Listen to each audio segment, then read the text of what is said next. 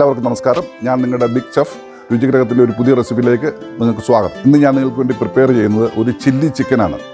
Chilli chicken തികച്ചും ഒരു restaurant style ഫുഡാണ്. എന്നാൽ ഞാനൊരു പ്രത്യേക കാര്യം പറയട്ടെ, ഇത് തയ്യാർ ചെയ്യുന്നത് യാതൊരു വിധമായ കെമിക്കലോ ഒരു കളർ കോമ്പിനേഷനോ അല്ലെങ്കിൽ അജീനോമോട്ടോ പോലുള്ളതായോ യാതൊന്നും ചേർക്കാതെ നമ്മുടെ കുഞ്ഞുങ്ങൾക്കൊക്കെ വളരെ ലാവിഷായിട്ട് കഴിക്കാവുന്ന ഒരു ഫുഡാണ്. അപ്പം ആ റെസിപ്പിയിലേക്ക് പോകാം.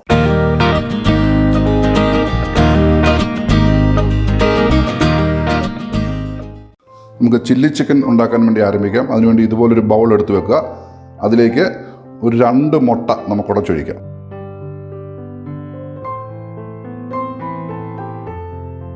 അതൊരു വിസ്ക് ഉപയോഗിച്ച് നമുക്കൊന്ന് ഉടയ്ക്കാം.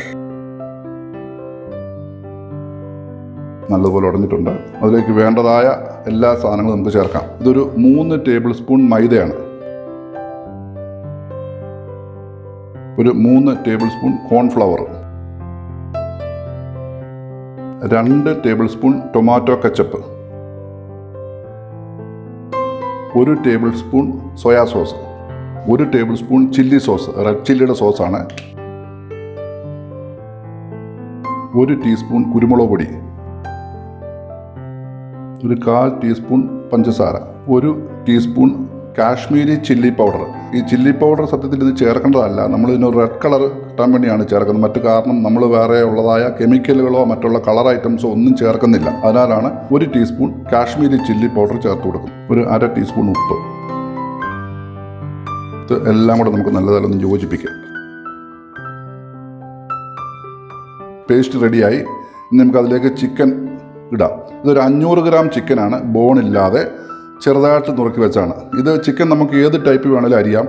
നീളത്തിൽ അരിയാം, അല്ലെങ്കിൽ തീരെ സ്ലൈസായിട്ട് അരിയാം. ഇത് നമ്മളൊരു ക്യൂബ് പോലെ ചെറിയ ക്യൂബായിട്ട് അരിഞ്ഞാണ്. അത് നമുക്ക് ഇതിലേക്ക് ചേർത്ത് കൊടുക്കാം. 500 ഗ്രാം ഉണ്ട്. ഇത് നമുക്ക് നല്ല വൃത്തിയായിട്ട് ഒന്ന് ഇളക്കി യോജിപ്പിക്കാം. നല്ല വൃത്തിയായിട്ട് മിക്സ് ചെയ്തിട്ടുണ്ട്. ഇത് നമുക്ക് വറുത്തെടുക്കാം. നമുക്ക് ചിക്കൻ വറുത്തെടുക്കാൻ വേണ്ടി ഒരു പാൻ അടുപ്പേ വെച്ചിട്ടുണ്ട്. അതിലേക്ക് ആവശ്യത്തിന് എണ്ണ ഒഴിച്ചു കൊടുക്കാം. എണ്ണ ചൂടായിട്ടുണ്ട്. അതിലേക്ക് നമുക്ക് ഒഴിച്ചു വെച്ചിരിക്കുന്ന ചിക്കൻ ഓരോ പീസ് ഇട്ടുവിടാം.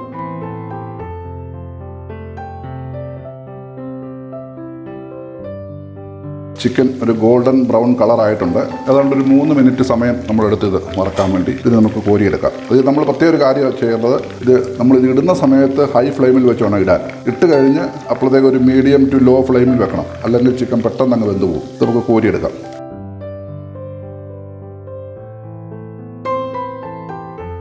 നമ്മൾ ചില്ലി ചിക്കൻ്റെ ഫൈനൽ റൗണ്ടിലേക്ക് വന്നിരിക്കുകയാണ്.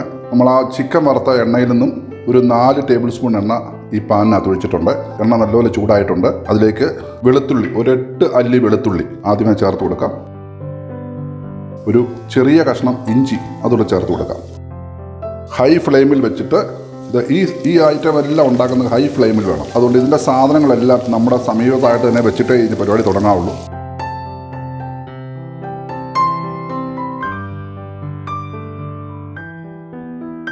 ഈ വെളുത്തുള്ളിയുടെ ആ പച്ചമണവും ഇഞ്ചിയുടെ പച്ചമണവും ഒന്ന് പോയി കഴിയുമ്പോൾ നമുക്കതിലേക്ക് സബോള ഇട്ട് കൊടുക്കാം. ഒരു 2 വലിയ സബോള ഇതുപോലെ ക്യൂബ് പരുവത്തിൽ കണ്ടിച്ചാണ്. ഞാൻ മുമ്പേ പറഞ്ഞു, ചിക്കൻ നീളത്തിൽ കണ്ടിക്കുകയാണെന്നുണ്ടെങ്കിൽ സബോള നീളത്തിൽ അരിഞ്ഞാൽ മതി, ഓരോ ആൾക്കാരെയും സൗകര്യം പോലെ. പക്ഷെ ഇത് ഈ ക്യൂബ് ടൈപ്പിലാണ് അരിഞ്ഞിരിക്കുന്നത്. ഇതൊന്ന് വാടിയാൽ മതി. ഇതിൻ്റെ കൂടെ അന്നേരം തന്നെ ക്യാപ്സിക്കം ഇട്ട് കൊടുക്കും. ഒരു 2 ക്യാപ്സിക്കം, അതും ഇതുപോലെ ക്യൂബ് പരുവത്തിൽ കണ്ടിച്ചാണ്, അതുകൂടെ ചേർത്ത് കൊടുക്കാം. ഒരു ചില്ലി പച്ചമുളക് ചെറുതായിട്ട് അരിഞ്ഞത്, ഒരു 3-4 തണ്ട് സ്പ്രിംഗ് ഓണിയൻ എടുത്തിട്ട് അതിൻ്റെ ചുവട്ട് വശത്തുള്ള വെള്ളവശം അത് ആദ്യമേ അരിഞ്ഞ് അത് ഇതിൻ്റെ കൂടെ ചേർക്കണം. അതിൻ്റെ മേൽവശം നമ്മൾ അരിഞ്ഞു വെച്ചിട്ടുണ്ട്, അത് അവസാനം ചേർത്താൽ മതി. ഇത് വഴണ്ടിട്ടുണ്ട്. ഇനി ഇതിലേക്ക് ഒരു 2 ടേബിൾ സ്പൂൺ ടൊമാറ്റോ സോസ് ഒഴിക്കുന്നു. 1 tablespoon chilli sauce, 1.5 teaspoon chilli sauce, 1 tablespoon soya sauce, 1 teaspoon pepper powder, കുറച്ച് ഉപ്പ്. ഇനി നമുക്ക് ചിക്കൻ അങ്ങ് ഇട്ട് കൊടുക്കാം. ഇതധികം നമ്മൾ ഇളക്കി ഇതാക്കണ്ട, വാടിക്കൊണ്ടിരിക്കുകയാണ്. നല്ലപോലെ ഇളക്കി അതിലേക്ക് ചിക്കൻ ഇട്ട് കൊടുക്കുക.